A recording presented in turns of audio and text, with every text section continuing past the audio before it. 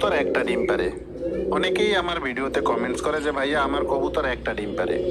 আজকের এই ভিডিওতে এই সমস্যার সমাধান দেব। হ্যালো এভরিওয়ান, আসসালামু আলাইকুম। আপনারা দেখছেন ইউটিউব চ্যানেল কৃষি ট্রিপস 24। পুরো ভিডিওতে আমি রুহুল আছি আপনাদের সাথে। টাইটেল এবং থাম্বনেল দেখে অবশ্যই বুঝতে পেরেছেন আজকের আলোচনার মূল বিষয় কি। আজকের ভিডিওটি মূলত কমেন্টস ভিত্তিক ভিডিও। আমার একটা ভিডিওতে কয়েকজনেই কমেন্টস করেছে ভাইয়া আমার কবুতর একটা ডিম পারে, এখন এর কি সমাধান করা যায়। মূলত সেই জন্যই আজকের ভিডিওটি তৈরি করা। মূল ভিডিও শুরু করার আগে ছোট্ট একটি অনুরোধ, যদি ভিডিওটি ভালো লাগে তাহলে অবশ্যই একটি লাইক দিবেন। আর যদি পরবর্তীতে এ ধরনের আরও গুরুত্বপূর্ণ সব ভিডিওগুলো পেতে চান তাহলে চ্যানেলটি অবশ্যই সাবস্ক্রাইব করে পাশে থাকা বেল আইকন অন করে দিবেন। আর যদি অলরেডি সাবস্ক্রাইব করা থাকে, থ্যাংক ইউ সো মাচ। কবুতর একটা ডিম পারে, এটা একটি কমন সমস্যা। আমরা প্রত্যেকটা কবুতর পালকই এই সমস্যার সম্মুখীন হয়ে থাকি। যারা পুরানো কবুতর পালক তারা কম বেশি সবাই এই সমস্যার সমাধান জানে। যারা নতুন কবুতর পালক তারা অনেকেই এই সমস্যার সমাধান জানে না। আবার অনেকে আছে যারা শহরে এক জোড়া বা দুই জোড়া কবুতর শখ করে পালে, তারাও এই সমস্যার সমাধান জানে না। মূলত তাদের উদ্দেশ্যেই আজকের এই ভিডিওটি। আজকের ভিডিওতে আমি কবুতর একটা ডিম পাড়ার প্রধান 5টি কারণ এবং এর সমাধান নিয়ে আলোচনা করব। 1 নম্বর কারণ হলো কবুতরের বয়স বেশি হয়ে যাওয়া। যখন একটা কবুতরের বয়স বেশি হয়ে যায় তখন ম্যাক্সিমাম টাইমই কবুতর একটা করে ডিম দেয় এবং ওই ডিমের সাইজটাও অনেক ছোট থাকে। 2 নম্বর কারণ হিসাবে আমি বলবো কবুতরের শরীরে ক্যালসিয়ামের ঘাটতি থাকা। অর্থাৎ কবুতরের শরীরে যখন ক্যালসিয়ামের ঘাটতি থাকে তখন কবুতর অনেক সময় একটা ডিম দেয়, আবার অনেক সময় দুটো ডিম দিলেও একটা ডিম ছোট দেয় এবং একটা ডিম বড় দেয়। 3 নম্বর কারণ হিসাবে আমি বলবো কবুতর থেকে ঘন ঘন ডিম বাচ্চা করানো। অর্থাৎ অনেক সময় আমরা আসি অনেক দামি কবুতর থেকে একজোড়া ডিম দেওয়ার পরে ডিম জোড়া সরিয়ে নিয়ে কিছুদিন পরে আবার ডিম পাড়াই, সেক্ষেত্রে কবুতর অনেক সময় একটা ডিম পারে।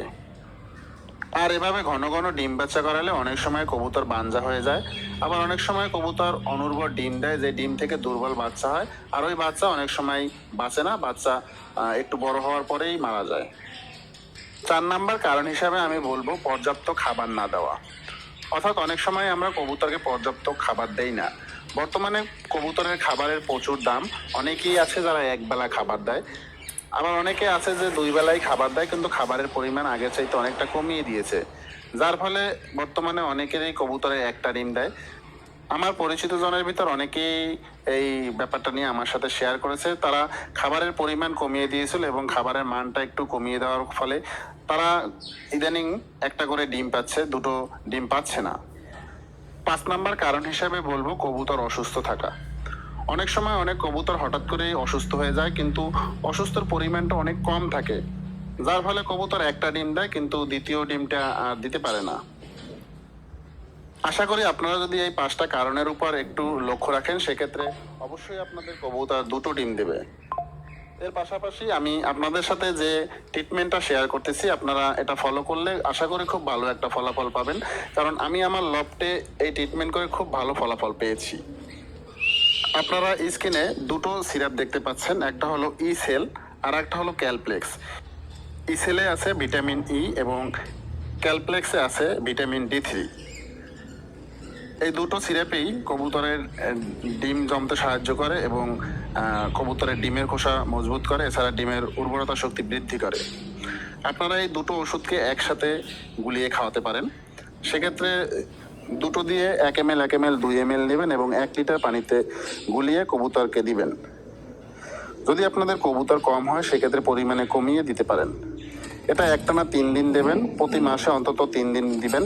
সেক্ষেত্রে আশা করি খুব ভালো ফলাফল পাবেন এবং কবুতরের ডিম পাড়াজনিত যে কোনো সমস্যার সমাধান হবে। এছাড়া এই সিরাপ দুটির পাশাপাশি আপনাদেরকে কবুতরকে গ্রিড খাওয়াতে হবে এবং ভালো মানের খাবার পরিবেশন করতে হবে। আর ডিমের খোসা খাওয়াতে পারেন। ডিমের খোসা খাওয়ালে আশা করি আপনারা খুব ভালো একটা রেজাল্ট পাবেন। ডিমের খোসা কিভাবে খাওয়াবেন সেটা নিয়ে আমার চ্যানেলে আরেকটা ভিডিও আছে, আপনারা চাইলে দেখতে পারেন। আশা করি আজকের ভিডিওটি আপনাদের জন্য অনেকটা ইনফরমেটিভ ছিল। কবুতর সম্পর্কিত এবং কৃষি সম্পর্কিত সব ধরনের ভিডিও পাওয়ার জন্য আমার চ্যানেলটি অবশ্যই সাবস্ক্রাইব করে রাখবেন। আর যদি অলরেডি সাবস্ক্রাইব করা থাকে, থ্যাংক ইউ সো মাচ। দেখা হবে পরবর্তীতে আবার কোনো নতুন ভিডিও নিয়ে। সে পর্যন্ত ভালো থাকবেন, সুস্থ থাকবেন। আল্লাহ হাফেজ।